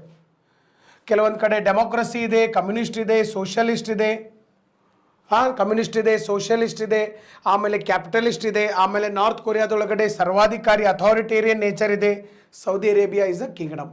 ಅಂದರೆ ಒಂದೊಂದು ಕಡೆ ಒಂದೊಂದು ರೀತಿಯಾದಂಥ. ಇನ್ನು ಭೂತಾನ್ ಕಡೆ ಹೋದ್ರೆ ಅಂದರೆ ಕಿಂಗ್ ಅದು ಅದಾರ, ಭೂತಾನ್ದಾಗ ಈಗೂ ಕಿಂಗ್ಸ್ ಇದಾರೆ, ಭೂತಾನ್ ಕಿಂಗ್ ವಾಂಗ್ಮೆ ಯುಂಗ್ಚುಕ್. ಓಕೆ, ಸೊ ಭೂತಾನ್ ಒಳಗಡೆ ಅದೊಂಥರ. ಅಂದರೆ ಏಷ್ಯಾ ಖಂಡದಲ್ಲಿ ಎಲ್ಲ ರೀತಿಯಾದಂತಹ ಒಂದು ವೈವಿಧ್ಯತೆಗಳು ಇಲ್ಲಿ ಇರುವಂಥದ್ದು. ಪೊಲಿಟಿಕಲ್ ಥಿಯರೀಸ್ ಅಂತೇಳಿ ನಾವು ಕರಿತೀವಿ ಸರ್, ಪೊಲಿಟಿಕಲ್ ಥಿಯರೀಸ್ ಅಂತೇಳಿ ನಾವು ಕರೆಯುವಂಥದ್ದು. ಇದು ಕೂಡ ಏಷ್ಯಾದಲ್ಲಿರ್ತಕ್ಕಂಥ ಇನ್ನೊಂದು ವಿಶೇಷತೆ. ಅಂದರೆ ಇವೇನು 15 ವಿಶೇಷತೆಗಳು ಹೇಳಿದಿಲ್ಲ, ಪೊಲಿಟಿಕಲ್ ಡೈವರ್ಸಿಟಿ,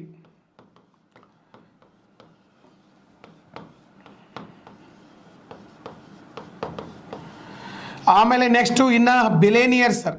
ಇಡೀ ವರ್ಲ್ಡ್ದಾಗ ಹೈಯೆಸ್ಟ್ ಬಿಲೇನಿಯರ್ಸ್ ಎಲ್ಲಿದಾರಪ್ಪ ಅಂತಂದರೆ ನಮ್ಮ ಏಷ್ಯಾ ಖಂಡದಾಗ ಅದ.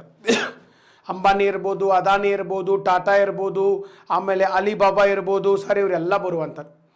ಇಡೀ ದೇಶದಾಗ ಅತಿ ಹೆಚ್ಚು ಬಿಲೇನಿಯರ್ಸ್ ಇರುವಂಥ ದೇಶ ಯಾವುದಪ್ಪ ಅಂತಂದರೆ ದಟ್ ಇಸ್ ದಿ ದೇಶ ಅಲ್ಲ, ಖಂಡ ಯಾವುದಪ್ಪ ಅಂತಂದರೆ that is the Asian continent, Asia. ನೋಡ್ರಿ ಏನೇನು ಸ್ಪೆಷಾಲಿಟಿ ಅದಾವೆ ಏಷ್ಯಾದೊಳಗಡೆ, ಇನ್ನೂ ಸಾಕಷ್ಟು ಸ್ಪೆಷಾಲಿಟಿಗಳದು. ಏನೇನು ಡಿಸ್ಕಸ್ ಮಾಡಿದ್ದೀವಿ ಒಂದೊಂದೇ ನೋಡ್ಕೊಂಡು ಬರೋಣ ಸರ್. 60% population Asia. ಅತಿ ಎತ್ತರದ ಪರ್ವತ ಹಿಮಾಲಯ ಪರ್ವತ. ಆಮೇಲೆ ಇನ್ನೊಂದಿದೆ ಸರ್, ಎತ್ತರದ ಪರ್ವತ ಅಂದ್ಕೊಂಡೆ ನೆನಪಾಯ್ತು, ಅತಿ ಆಳವಾದ ಸರೋವರ ಬೈಕಾಲ್ ಸರೋವರ, ರಷ್ಯಾದಾಗ ಐತಿ ಬೈಕಾಲ್. ಅತ್ಯಂತ ಆಳವಾದ ಸರೋವರ ಬೈಕಾಲ್ ಸರೋವರ ಇದೆ, Baikal is the okay. So deepest lake, ಇದು ಕೂಡ ನಮ್ಮ ಏಷ್ಯಾ ಖಂಡದಲ್ಲಿ ಇರುವಂಥದ್ದು. ನೆಕ್ಸ್ಟು ಕಂದಕ. ಯಾವ ಕಂದಕ ಇದೆ? ಮರೀನಾ ಕಂದಕ, ಮರಿಯಾನಾ ಟ್ರೆಂಚ್ ಅಂತ ಕರಿತೀವಿ. ನೆಕ್ಸ್ಟ್ ಬರೋದು ಯಾವುದು? ಜನಸಂಖ್ಯೆ ಒಳಗಡೆ ಏಷ್ಯಾ ಮತ್ತು ಯಾವುದು? ಚೈನಾ ಮತ್ತು ಇಂಡಿಯಾ. ನೆಕ್ಸ್ಟು ವಿಸ್ತೀರ್ಣದೊಳಗಡೆ ರಷ್ಯಾ ಬರ್ತದೆ. ಅತಿ ಹೆಚ್ಚು ಭೂಕಂಪಗಳು ಜಪಾನ್. ನೆಕ್ಸ್ಟು ಜ್ವಾಲಾಮುಖಿ ಯಾವುದಿದೆ ನಮಗೆ? ಇಂಡೋನೇಷ್ಯಾ. ಜಾಗೃತ ಜ್ವಾಲಾಮುಖಿಗಳು, highest number of active volcanoes. Next ದ್ವೀಪ ಸಮೂಹಗಳು, largest archipelago of the world. Next sir Tibet ಪ್ರಸ್ಥಭೂಮಿ. ನೆಕ್ಸ್ಟ್ ಬರುವಂಥದ್ದು ಹಿಮಾಲಯನ್ ಪರ್ವತ ಶ್ರೇಣಿಗಳು, ಅತಿ ಎತ್ತರದ ಪರ್ವತ ಶ್ರೇಣಿಗಳು. Average height of the Himalaya 6 kilometre from the sea level. ಸಮುದ್ರ ಮಟ್ಟದಿಂದ 6 ಕಿಲೋಮೀಟರ್ ಎತ್ತರದಲ್ಲಿರ್ತಕ್ಕಂಥ ಭೂಮಿ. ನೆಕ್ಸ್ಟ್ ಬರುವಂಥದ್ದು ಯಾವುದು? ಪ್ರಮುಖ ನದಿಗಳು, ಚಾಂಗ್ ಜಿಯಾಂಗ್, ಹ್ಯಾಂಗ್ಹೇ ನದಿ. ಆಮೇಲೆ ನೆಕ್ಸ್ಟ್ ಬರೋದು ಮೆಕಾಂಗ್. ಇವು ಏಷ್ಯಾ ಖಂಡದ ಬೃಹತ್ ನದಿಗಳು, ಜಗತ್ತಿನ ಬೃಹತ್ ನದಿಗಳಲ್ಲಿ ಕೂಡ ಸ್ಥಾನ ಪಡೆದಂತಹ ನದಿಗಳು. ನೆಕ್ಸ್ಟ್ ಈ ಕಡೆಗೆ ಡೆಸರ್ಟ್, ಥಾರ್ ಮರುಭೂಮಿ, ತಕ್ಲಾಮಕನ್ ಮರುಭೂಮಿ, ಗೋಬಿ ಮರುಭೂಮಿ, ಸಿರಿಯನ್ ಮರುಭೂಮಿ, ದಸ್ತಿ ಲುಟ್ ಮರುಭೂಮಿ. ಇವೆಲ್ಲ ನಮಗೆ ಇರಾನ್ ದೇಶದಲ್ಲಿ ಬರುವಂಥದ್ದು. ನೆಕ್ಸ್ಟು ಚೈನಾ ಸಿವಿಲೈಸೇಷನ್, ಜಗತ್ತಿನ ಅತ್ಯಂತ ಹಳೆಯ ನಾಗರಿಕತೆಗಳು ಏಷ್ಯಾ ಖಂಡದಲ್ಲಿದೆ. ಮೆಸೊಪೊಟೇಮಿಯಾ ನಾಗರಿಕತೆ ಯುಫ್ರೆಟಿಸ್ ಮತ್ತು ಟೈಗ್ರಿಸ್ ನದಿಯಿಂದ ಆಗಿದೆ. ಇಂಡಸ್ ವ್ಯಾಲಿ ಸಿವಿಲೈಸೇಷನ್ ಇಂಡಸ್ ನದಿಯಿಂದಾಗಿದೆ. ಸಿಂಧು ಬಯಲಿನ ನಾಗರಿಕತೆ. ಚೈನಾ ನಾಗರಿಕತೆ ಯಾವುದು? ನಮಗೆ ಅತ್ಯಂತ ಹಳೆಯ ಮತ್ತು ಇವತ್ತಿಗೂ ಇರುವಂತಹ ಒಂದು ನಾಗರಿಕತೆ. ನೆಕ್ಸ್ಟು ಸರ್ ಪ್ರಮುಖ ಧರ್ಮಗಳು, ಹಿಂದೂಯಿಸಮ್ ಇರ್ಬೋದು, ಇಸ್ಲಾಮಿಸಮ್ ಇರ್ಬೋದು, ಕ್ರಿಶ್ಚಿಯಾನಿಟಿ ಇರ್ಬೋದು, ಜೈನಿಸಮ್, ಬುದ್ಧಿಸಮ್, ಸಿಕ್ಕಿಸಮ್, ಪಾರ್ಸಿ, ಜೊರಾಸ್ಟ್ರಿಯನ್ ಎಲ್ಲ ನಮಗೆ ಭಾರತ ದೇಶ ನಮ್ಮ ಏಷ್ಯಾ ಖಂಡದಲ್ಲಿ ಉಗಮವಾದಂಥದ್ದು. ಇದಾದಮೇಲೆ ನೆಕ್ಸ್ಟ್ ಬರೋದು ಯಾವುದು? Political theories. Bharat democracy, Singapore capitalist, China ನಮಗೆ ಯಾವುದು? Communist, Russia socialist. ಈ ಕಡೆ ನೀವು ನಾರ್ತ್ ಕೊರಿಯಾಕ್ಕೆ ಹೋದರೆ authoritarian nature, Saudi Kingdom, king system in Bhutan. ಬೇರೆ ಬೇರೆ ಪೊಲಿಟಿಕಲ್ ಥಿಯರೀಸ್ಗಳು ಇರುವಂಥದ್ದು, ಪೊಲಿಟಿಕಲ್ ಡೈವರ್ಸಿಟಿ. ನೆಕ್ಸ್ಟ್ ಬರುವಂಥದ್ದು ಯಾವುದಪ್ಪ? 16th one billionaires, highest billionaires. Ambani, Adani, Tata, Alibaba, Jack Ma. So ಎಲ್ಲ ಇಲ್ಲೇ ಬರುವಂಥದ್ದು. ಅಲಿಬಾಬಾ ಕಂಪನಿ ಓನರ್ ಯಾರು? Mister Jack Ma. ಇದೆಲ್ಲ ಸರ್ ನಮಗೆ 16th. ನೆಕ್ಸ್ಟು ಬೈಕಲ್ ಸರೋವರ. ಪ್ರಪಂಚದ ಅತ್ಯಂತ ಆಳವಾದ ಸರೋವರ ಯಾವುದಿದೆ? ಬೈಕಲ್ ಸರೋವರ ಇರುವಂಥದ್ದು. ಆಮೇಲೆ ಸೊ ಇವೆಲ್ಲ ನಮ್ಮ ಏಷ್ಯಾ ಖಂಡದ ಪ್ರಮುಖ ವಿಶೇಷತೆಗಳು. ಈಗ ನಾ ಏನು ಮಾಡಿದ್ನಪ್ಪ ಅಂತಂದರೆ ಏಷ್ಯಾ ಖಂಡದ ಬಗ್ಗೆ ಜಸ್ಟ್ ನಿಮಗೊಂದು ಐಡಿಯಾ ಬಂತೀಗ. ಮತ್ತು ಫಸ್ಟ್ ನಾವು ಏನು ಮಾಡಿದ್ದೀವಿ, ಏಷ್ಯಾ ಖಂಡ ಎಲ್ಲೈತಿ, ಏಷ್ಯಾ ಖಂಡದಾಗ ಯಾವ್ಯಾವ ದೇಶಗಳು ಎಲ್ಲಿದಾವೆ, ಆಮೇಲೆ ಏಷ್ಯಾ ಖಂಡದ ಯಾವ್ಯಾವ ಭಾಗಕ್ಕೆ ಏನೇನಂತ ಕರೀತಾರ ಅದನ್ನು ನೋಡಿದ್ವಿ. ಇದಾದಮೇಲೆ ನಾವು ಎಲ್ಲಿ ಬಂದೀವಿ, ವೈಶಿಷ್ಟ್ಯತೆಗಳು. ನೋಡ್ರಿ, ಸುಮಾರು ಒಂದು 17 ವಿಶೇಷತೆಗಳನ್ನು ನೋಡಿದ್ವಿ. ಏಷ್ಯಾ ಖಂಡದ ಸುಮಾರು 17 ವಿಶೇಷತೆಗಳನ್ನು ನಾವು ನೋಡಿದ್ವಿ. ಇದಾದಮೇಲೆ ನಾವೇನು ಮಾಡ್ತೀವಿ, ಸೊ ನೆಕ್ಸ್ಟ್ ಒಂದೊಂದೇ ದೇಶಗಳನ್ನು ನಾವು ನೋಡ್ತಾ ಹೋಗ್ತೀವಿ. ಅಂದರೆ ಈಗ ನಿಮಗೇನಾಯ್ತಪ್ಪ ಅಂತಂದರೆ ಏಷ್ಯಾ ಖಂಡದ ಬಗ್ಗೆ ಒಂದು ಪಕ್ಕಾ ಮಾಹಿತಿ ಬಂತು. ಈಗ ನಿಮಗೆ ಫ್ಯಾಮಿಲಿಯರ್ ಆದ್ರಿ, ಈಗ ಏಷ್ಯಾ ಖಂಡದ ಬಗ್ಗೆ ಪರಿಚಯ ಬಂತು ನಿಮಗೆ. ಇನ್ನು ನಾವು ಆರಾಮ್ಸರಿ ಇದನ್ನೆಲ್ಲ ಒಂದೊಂದೇ ಡಿಸ್ಕಸ್ ಮಾಡ್ಕೊತ ವಿತ್ ಕರೆಂಟ್ ಅಫೇರ್ಸ್ ಲಾಸ್ಟಿಗೆ ಬರ್ತದೆ. ಎಲ್ಲ ನಾವು ಕರೆಕ್ಟ್ ಅರ್ಥ ಮಾಡ್ಕೊಂಡ ಮೇಲೆ ಕರೆಂಟ್ ಅಫೇರ್ಸ್ ಶುರು ಮಾಡ್ಬೇಕು. ನಮಗೆ ದೇಶ ಎಲ್ಲೈತೆ ಗೊತ್ತಿಲ್ಲ, ಏಷ್ಯಾದಾಗ ಯಾವ ಪಾರ್ಟ್ ಅಂತ ಗೊತ್ತಿಲ್ಲ, ಸುಮ್ಮನೆ ಒಮ್ಮೆ ಕರೆಂಟ್ ಅಫೇರ್ಸ್ ಹೇಳ್ಕೊಂತ ಹೋದರೆ ಏನೂ ಉಪಯೋಗ ಇಲ್ಲ. ಸೊ ಅದಕ್ಕಾಗಿ ದಿನ ಕರೆಂಟ್ ಅಫೇರ್ಸ್ನಾಗ ಬರ್ತಾವೆ, ನೀವು ನೋಡಿರ್ಬೋದು. ಈಗಾಗಲೇ ನಾನು ನಿಮಗೆ ಇಲ್ಲಿ ಹೇಳಿದ್ದೀನಿ, ಕರೆಂಟ್ ಅಫೇರ್ಸ್ ನಿಮಗೆ ಅಪ್ಡೇಟ್ ಬೇಕಂತಂದರೆ ಆಫೀಸರ್ಸ್ ಅಡ್ಡ ಟೆಲಿಗ್ರಾಮ್ ಯೂಟ್ಯೂಬ್ ಚಾನಲ್ ಕೂಡ ಇದೆ. ಆಫೀಸರ್ಸ್ ಅಡ್ಡ ಯೂಟ್ಯೂಬ್ ಚಾನಲ್ ಒಳಗಡೆ ನೀವು ಇಲ್ಲಿ ವೀಡಿಯೋಸ್ ಅಂತ ಒಂದು ಪಾರ್ಟ್ ಇದೆ. ಸೊ ಈ ವಿಡಿಯೋಸ್ ಪಾರ್ಟಿಗೆ ನೀವು ಹೋದ್ರಿ ಅಂತಂದರೆ, ಸೊ ಆಫೀಸರ್ಸ್ ಅಡ್ಡ ಯೂಟ್ಯೂಬ್ ಚಾನಲ್ ಒಳಗಡೆ ವೀಡಿಯೋಸ್ ಪಾರ್ಟಿಗೆ ಹೋದ್ರಿ ಅಂತಂದರೆ ಎಲ್ಲ ವೀಡಿಯೋಗಳು ಸಿಗ್ತವೆ. ಒಂದು ದಿವ್ಸ ಬಿಟ್ಟು ಒಂದು ದಿವ್ಸ. ಆಮೇಲೆ ನಾಳೆಯಿಂದ ಬೇರೆ ವೀಡಿಯೋಗಳನ್ನು ಕೂಡ ನಾವು ಅದರೊಳಗಡೆ ಮಾಡ್ತಾ ಅದು ಕೂಡ ನಿಮಗೆ ಸಿಗ್ತದೆ. ಮತ್ತು ಇದರದ್ದು ಎಲ್ಲ PDF ನಿಮಗೆ ಟೆಲಿಗ್ರಾಮ್ದಾಗ ಸಿಗ್ತದೆ, ಟೆಲಿಗ್ರಾಮ್ ಚಾನಲ್. ಈಗಾಗಲೇ ಸುಮಾರು 91,000 ಜನ ವಿದ್ಯಾರ್ಥಿಗಳಿದ್ದಾರೆ. ಟೆಲಿಗ್ರಾಮ್ ಚಾನಲ್ ಇಲ್ಲಿದೆ. ಓಕೆ, ಸೊ ಆಫೀಸರ್ಸ್ ಅಡ್ಡ #1 ಅಂತಿದೆ. ಸೊ ಇಲ್ಲಿ ಹೋದರೆ ನಿಮಗೆ ಎಲ್ಲ ಮಾಹಿತಿಗಳು ಆಫೀಸರ್ಸ್ ಅಡ್ಡದಲ್ಲಿ ಸಿಗ್ತವೆ, ಪೂರ್ತಿ PDFಗಳನ್ನೇ ಸಿಗ್ತಾವೆ. ಮತ್ತು ಈಗೇನು ನಾವು ಡಿಸ್ಕಸ್ ಮಾಡ್ತಾ ಇದ್ದೀವಲ್ಲ, ಇದರದ್ದು PDF ಕೂಡ ನಿಮಗೆ ಅಲ್ಲೇ ಸಿಗ್ತದೆ. ಇವೆಲ್ಲ ದೇಶಗಳದ್ದು ಮ್ಯಾಪ್ಗಳು, ಇವೆಲ್ಲ ದೇಶದ್ದು ಸ್ಲೈಡ್ಸು, ಇಂಪಾರ್ಟೆಂಟ್ ಪಾಯಿಂಟ್ಸು, ಇವು ಕೂಡ ನಿಮಗೆಲ್ಲ ಇಲ್ಲಿ ಟೆಲಿಗ್ರಾಮ್ ಚಾನಲ್ ಒಳಗಡೆ ಸಿಗುವಂಥದ್ದು. ಟೆಲಿಗ್ರಾಮ್ ಚಾನಲಲ್ಲಿ ಸಿಗ್ತವೆ. ಮತ್ತು ಇಲ್ಲಿ ಯೂಟ್ಯೂಬ್ ಚಾನಲ್ ಒಳಗಡೆ ನಿಮಗೆ ವೀಡಿಯೋಗಳು ಸಿಗ್ತವೆ. ಮತ್ತು PSI ಹೆಂಗೆ ಬರೀಬೇಕು, KS ಹೆಂಗೆ ಬರೀಬೇಕು, ಆಮೇಲೆ GPSTR ಯಾವ ರೀತಿ ಮಾಡಬೇಕು, ಆಮೇಲೆ IAS ಎಕ್ಸಾಮ್ ಹೆಂಗೆ ಬರೀಬೇಕು, ಇದೆಲ್ಲದು ಮಾಹಿತಿಗಳು. ಮತ್ತು ಅದಕ್ಕೆ ಬುಕ್ ಲಿಸ್ಟ್ಗಳು ಯಾವ್ಯಾವ ಬುಕ್ಕನ್ನು ಯಾವಾಗ ನಾವು ಯೂಸ್ ಮಾಡಬೇಕು, ಯಾವ್ಯಾವ ಸಬ್ಜೆಕ್ಟ್ಗೆ ಯಾವ ಬುಕ್ಸು, ಮೇನ್ಸ್ಗೆ ಯಾವುದು, ಪ್ರಿಲಿಮ್ಸ್ಗೆ ಯಾವುದು, ಆಮೇಲೆ ಟೈಮ್ ಟೇಬಲ್ ಹೆಂಗೆ ಮಾಡ್ಕೋಬೇಕು, ನೋಟ್ಸ್ ಹೆಂಗೆ ಮಾಡ್ಕೋಬೇಕು, ಎಲ್ಲ ನಿಮಗೆ ಇಲ್ಲಿ ಸಿಗುವಂಥದ್ದು. ಸಬ್ಸ್ಕ್ರೈಬರ್ ನೀವು ಇಲ್ಲಿ ಫ್ರೀಯಾಗಿ ನಿಮಗೆ ವೀಡಿಯೋಗಳು ಸಾಕಷ್ಟು ಸಿಗ್ತವೆ. ಸೊ ಸಬ್ಸ್ಕ್ರೈಬ್ ಆಗಿ ಇದರ ಒಂದು ಲಾಭವನ್ನು ಪಡ್ಕೊಳ್ಳೋಕೆ ಸಾಧ್ಯ ಆಗಿರಬೇಕು. Both YouTube as well as Telegram, ಅದರ ಲಾಭವನ್ನು ಪಡ್ಕೊಳ್ಳೋಕೆ ಸಾಧ್ಯ ಆಗಿರಬೇಕು. ಈಗ ನಾವು ಏಷ್ಯಾ ಖಂಡದ ಬಗ್ಗೆ ಇಷ್ಟೆಲ್ಲ ಮಾಹಿತಿಯನ್ನು ನೋಡಿದ್ವಿ. US ಏಷ್ಯಾ ಇದನ್ನು ನಾವು ಪಡ್ಕೊಂಡಿದ್ವಿ. ಇನ್ನು ನಾವು ನೆಕ್ಸ್ಟ್ ಏನು ಮಾಡ್ತೀವಪ್ಪ ಅಂತಂದರೆ ಏಷ್ಯಾ ಖಂಡದ ಕುರಿತಾಗಿ ಕೆಲವೊಂದು ಮಾಹಿತಿಗಳನ್ನು ಆರಂಭ ಮಾಡ್ಕೊತ ಹೋಗ್ತೀವಿ. ಬಟ್ ಅದಕ್ಕಿಂತ ಪೂರ್ವ ಭಾಗದೊಳಗಡೆ ಇನ್ನೊಂದು ಪಾಯಿಂಟನ್ನು ನಾನು ನಿಮಗೆ ಹೇಳಿರ್ತೀನಿ. ಈಗ ದಿನಾಲೂ ಪ್ರತಿ ದಿವಸ ಸಂಜೆ 6 ಗಂಟೆಯಿಂದ 7 ಗಂಟೆ ನನ್ನ ತರಗತಿಗಳು ಇರ್ತವೆ.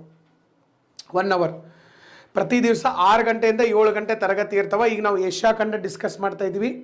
ಸೊ ಏಷ್ಯಾ ಆದಮೇಲೆ ನೆಕ್ಸ್ಟ್ ನಾವು ಓಷಾನಿಯಾ ಖಂಡವನ್ನು ಡಿಸ್ಕಸ್ ಮಾಡ್ತೀವಿ. ಇನ್ನೂ 2-3 ಖಂಡಗಳನ್ನು ನಾವು ಡಿಸ್ಕಸ್ ಮಾಡ್ತೀವಿ.